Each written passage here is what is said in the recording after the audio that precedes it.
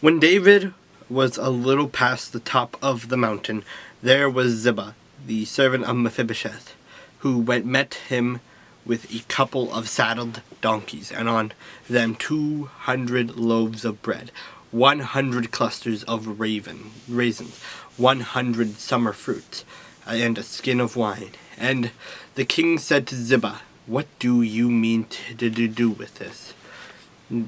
So Ziba said, "The donkeys are for the king's household to ride on, the bread and summer fruit for the young men to eat, and the wine for those who are faint in the wilderness to drink." Then the king said, "And where is your master's son?"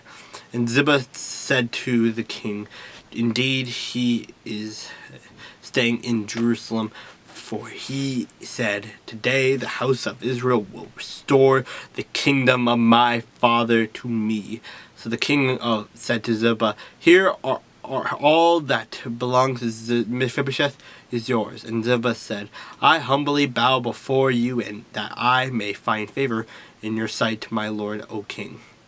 Now when King David came to Bahurim, there was a man from the family of the house of Saul, whose name was Shimei, the son of Gera, coming from there. He came out, cursing continuously as he came, and he threw stones at David, and at all the servants of King David. And all the people and all the mighty men were on his right hand and on his left. Also Shimei said thus when he cursed, come out, you bloodthirsty man, you rogue!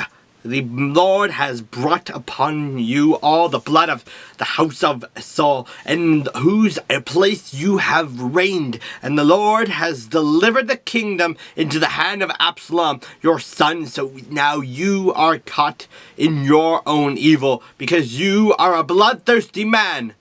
Then Abishai, the son of Zeruiah, said to the king, "Why should this dead dog curse my lord the king? Please let me go over and take off his head." But the king said, "What have I to do with you, you sons of Zeruiah? So let him curse, because the Lord has said to him, 'Curse David.' Who then shall say, 'Why have you done so?'" And David said to Abishai and all his servants, "See how my son, who came from my own body, seeks my life. How much more now may this Benjamite? Let him alone, and let him curse, for so the Lord has ordered him. It may be that the Lord will look at my affliction, and that the Lord will repay me with good for his cursing this day."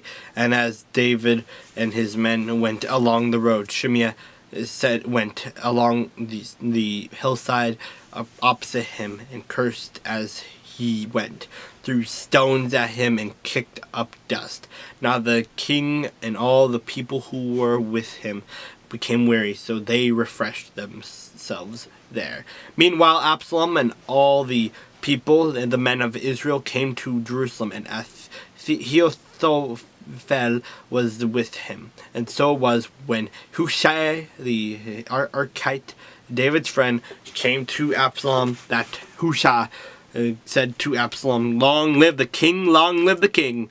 So Absalom said to Hushai, "Is this your loyalty to your friend? Why did you not go with your friend?" And Hushai said to Absalom, "No, but whom the Lord and this people and all the men of Israel choose, his I will be, and with him I will remain.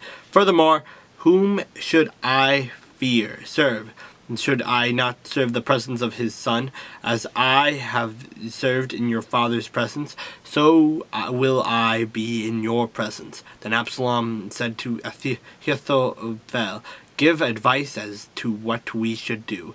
And Ahithophel said to Absalom, "Go in your father's concubines, whom he has left to keep the house, and all Israel will hear that you are abhorred by your father. Then the hands of all who are with you will be strong." So they pitched tent poor Absalom on the top of the house, and Absalom went in to his father's concubines in the sight of all Israel. Now the advice of Ahithophel, which he gave in those days, was as if he had inquired at the oracle of God. So was all the advice of Ahithophel, both with David and with Absalom.